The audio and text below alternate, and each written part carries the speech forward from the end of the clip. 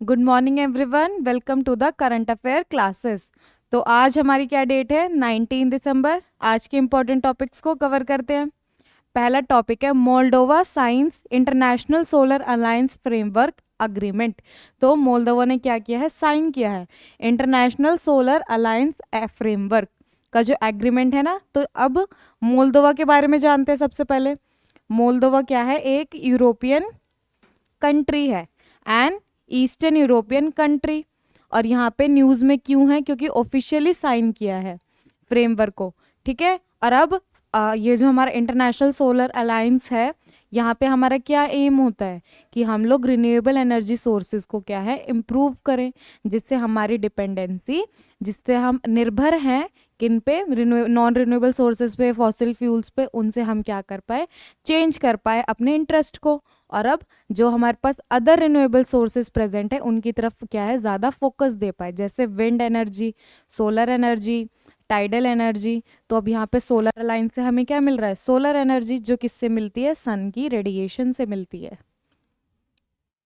बहुत फायदे हैं ना, पॉल्यूशन कम होता है, और फिर रिप्लेनिश होने का टाइम, जो वो सारी रिक्वायरमेंट्स है वो कंप्लीट फुलफिल करता है।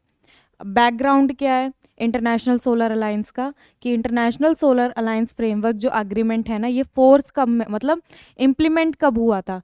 2017 से ये क्या है, फोर्स में आया, लागू हुआ है। फॉलोइंग द अमेंडमेंट इन 2020, मतलब 2017 को ये फोर्स में आया, और 2020 में इसमें एक अमेंडमेंट की। अमेंडमेंट किस लिए करते हैं? चेंजेस, हिंदी में क्या वर्ड है अमेंडमेंट का? संशोधन आया। और अब इस संशोधन के अंडर क्या कर सकते हैं? जितने भी यूनाइटेड नेशन के मेंबर हैं वो एलिजिबल होते हैं आईएसए के मेंबर बनने के लिए। आईएसए के हेडक्वार्टर लोकेशन कहाँ पे है? गुरुग्राम, इंडिया। तो मतलब इसका हेडक्वार्टर कहाँ पे है? इंडिया में ही, और वो भी हमारे हरियाणा के गुरुग्राम में। Currently ISA has 104 member countries. Total कितने मेंबर है? 104 मेंबर्स है, और 16 सिग्नेटरी कंट्रीज। ठीक है। नेक्स्ट टॉपिक पे चले। बाइगा ट्राइब जोधिया बाई, जो हमारी एक जोधिया बाई क्या है, इन्वायरमेंटलिस्ट है। कौन सी ट्राइब से बिलोंग करती है? बाइगा ट्राइब से। तो न्यूज में क्यों थी? Jodhiya Bai a celebrated Baiga tribal artist. Environmentalist नहीं है, ये एक आर्टिस्ट है, ट्राइबल आर्टिस्ट है।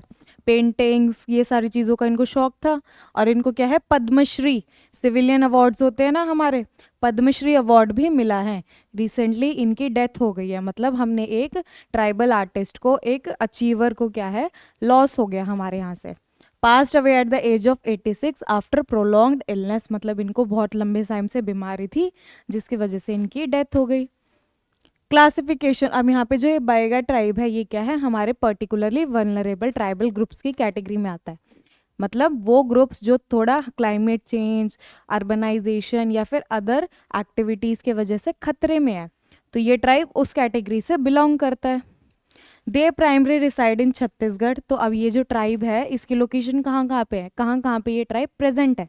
Chhattisgarh, Jharkhand, Bihar, Orissa, West Bengal, Madhya Pradesh and Uttar Pradesh के एरिया में ये ट्राइब फैला हुआ है।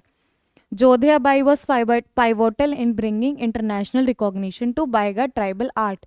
मतलब जो इनका ट्राइबल आर्ट है ना, इतना ज़्यादा इसमें इन्होंने उपलब्धि हासिल कर ली थी कि इस ट्राइबल आर्ट को क्या है, इंटरनेशनल लेवल पर रिकॉग्निशन मिला है।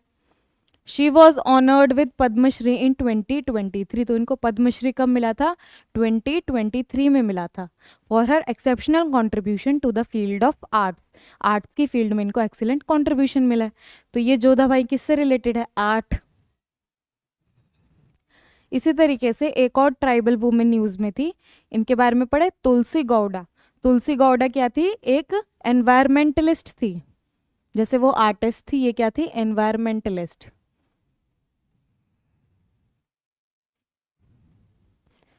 इनका जन्म कब हुआ? 1944 में, और रिसेंटली 16 दिसंबर को इनकी डेथ हो जाती है।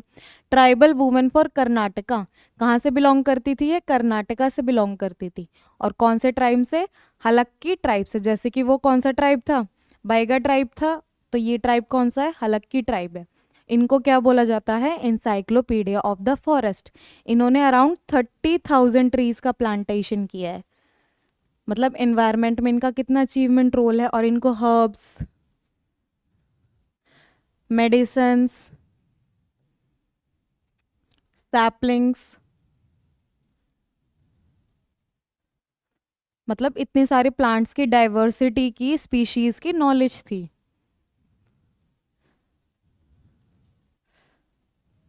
प्लांट्स की अलग अलग स्पीशीज होती है ना, और कौन सी प्लांट की कौन सी वैरायटी किस चीज़ के लिए यूज़ होती है, तो ये सारी चीज़ें ट्राइबल पीपल को अच्छे से पता होती है। पद्मश्री, इनको भी क्या है 2020 में पद्मश्री मिला है, रिसेंटली इनकी भी डेथ हो जाती है। तो कितना मेजर लॉस हुआ है ना हमारे यहाँ पे। India's first diabetes bio bank, अब हमारी क्या है, डायबिटीज एक टाइप डिजीज है ना, किसकी वजह से होती है, हमारे शुगर लेवल की वजह से होती है।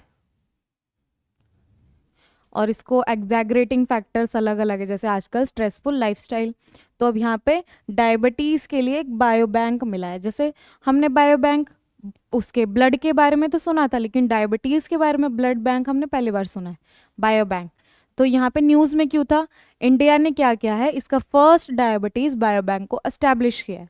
ठीक है। डायबिटीज़ बायो बैंक में क्या होता है, हम लोग पॉपुलेशन बेस्ड बायोलॉजिकल सैंपल्स को इकट्ठा करते हैं।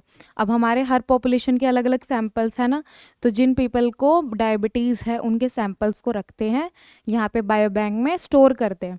स्टोर करके क्या करते हैं, उस पे रिसर्च करते हैं, जो उनके सैंपल्स हैं उस पे एडवांस रिसर्च करते हैं, variations of the Indian type and related disorders, और जो भी मतलब डिसऑर्डर्स है, जो भी कॉम्प्लिकेशन रिलेटेड है, या फिर अलग अलग मेडिकेशंस क्या क्या यूज़ कर सकते हैं, एडवांस्ड डेवलपमेंट क्या क्या ला सकते हैं, ये सभी चीज़ें हम क्या है उन सैंपल्स के ऊपर टेस्ट करते हैं।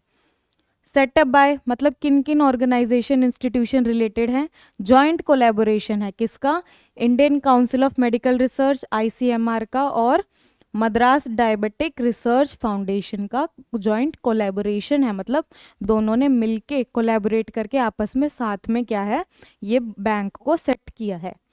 ऑपरेटेड एट, और इसका ऑपरेशन मतलब जो ये बैंक है ये कहाँ पे ऑपरेटेड होगा, कहाँ पे वर्क करेगा, Madras diabetes research foundation Chennai.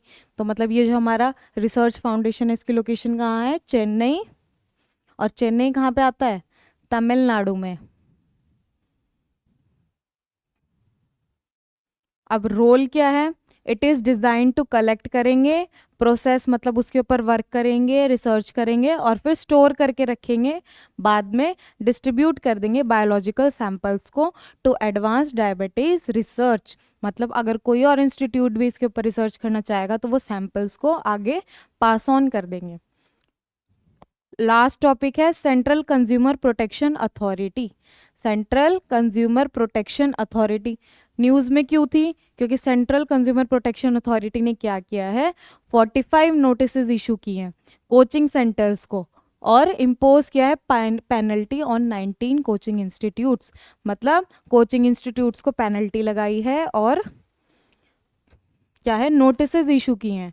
तो कोचिंग इंस्टीट्यूट्स को किस लिए ये एक्शन लिया गया, मिसलीडिंग एडवर्टाइजमेंट, उन्होंने कुछ एडवर्टाइजमेंट प्रिंट किया होगा जिसकी वजह से उनको मिसलीड किया जाता था या अनऑथेंटिक इन्फॉर्मेशन को प्रिंट किया है, इसलिए उनके अगेंस्ट क्या है ये एक्शन लिया गया है।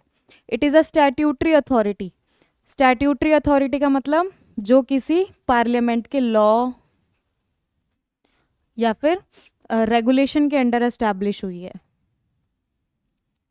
और जो बॉडी कॉन्स्टिट्यूशन के अंडर एस्टैब्लिश होती है उसको क्या बोलते हैं, कॉन्स्टिट्यूशनल बॉडी। तो मतलब ये जो हमारी सीसीपीए अथॉरिटी है ना, ये जो हमारी ऑर्गेनाइजेशन है, ये कॉन्स्टिट्यूशन में इसके बारे में नहीं बताया गया था, इसके बारे में हमें कहाँ से, कंज्यूमर प्रोटेक्शन एक्ट के बारे में, कंज्यूमर प्रोटेक्शन एक्ट के थ्रू पता चलता है। और ये कंज्यूमर प्रोटेक्शन एक्ट कब आया था, हमारे 2019 में इसका फॉर्मुलेशन होता है और ये 2020 से फोर्स में आया। फॉर्मुलेशन का मतलब जब ये बना, और फोर्स में मतलब जिस टाइम से इसने अपना काम करना, वर्किंग करनी स्टार्ट कर दी।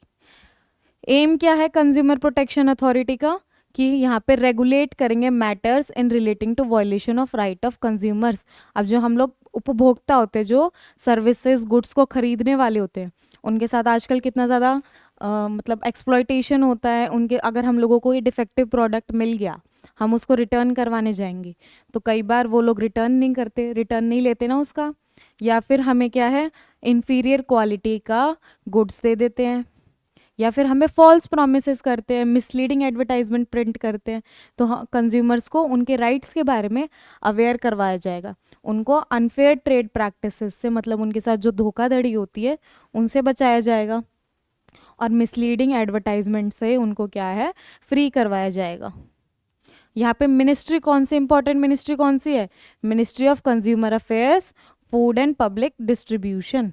तो अब यहाँ पे गुड्स एंड सर्विसेज में कई सारी चीज़ें आ जाती है, जैसे हमारे एडिबल प्रोडक्ट्स आ गए, फूड ग्रेन्स आ जाते हैं, हमारी पल्सेस होती हैं, या फिर हमारे जो पैकेज फूड्स होते हैं, वो कई सारी वैरायटी हमारी क्या है यहाँ पे इंक्लूड होती है। फंक्शंस क्या है, अनफेयर ट्रेड प्रैक्टिसेस को रोकेंगे, जो यहाँ पे इलीगल स्मगलिंग वगैरह होती है जिसकी वजह से होर्डिंग होती है।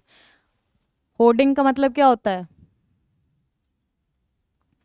जब पीक सीजन का टाइम चल रहा होता है तो जो जिस गुड्स की डिमांड होती है उसको क्या है, रोक के रखते हैं, जिससे मार्केट में उसकी डिमांड बढ़ती जाती है, प्राइस बढ़ता रहता है, फिर उसको प्रोडक्ट्स को निकालते हैं जिससे वो महंगे रेट पे बिकता है। होर्डिंग हो गया, स्मगलिंग हो गया। ये जो अलग अलग ट्रेड प्रैक्टिसेस हैं इनको क्या करना है, रोक के रखना है, इनको प्रिवेंट करना है। Enforce right of consumers, consumers को उनके अधिकार के बारे में, उनके जस्टिस मैकेनिज्म के बारे में, रिड्रेसल मैकेनिज्म्स के बारे में अवेयर करवाना है। जैसे अगर बाई चांस किसी एक कस्टमर के साथ फ्रॉड होता है तो पहले तो उसको उसके अधिकारों के बारे में बताएंगे, फिर वो सारा प्रोसीजर से अवेयर करवाएंगे कि वो कैसे जस्टिस को अवेल कर सकता है। नो फॉल्स और मिसलीडिंग एडवर्टाइजमेंट, और अगर ऐसा कोई ऑर्गेनाइजेशन है, कोई कंपनी है जो फॉल्स या फिर मिसलीडिंग एडवर्टाइजमेंट्स को पब्लिश कर रही है तो उसके अगेंस्ट एक्शन लिया जाएगा। ठीक है, आज की क्लासेस के हमारे इतने ही इंपॉर्टेंट करंट अफेयर्स थे, और वीडियोस के लिए आप चैनल को सब्सक्राइब भी कर सकते हैं, नोटिफिकेशन के लिए बेल आइकन को दबाएं। Thank you.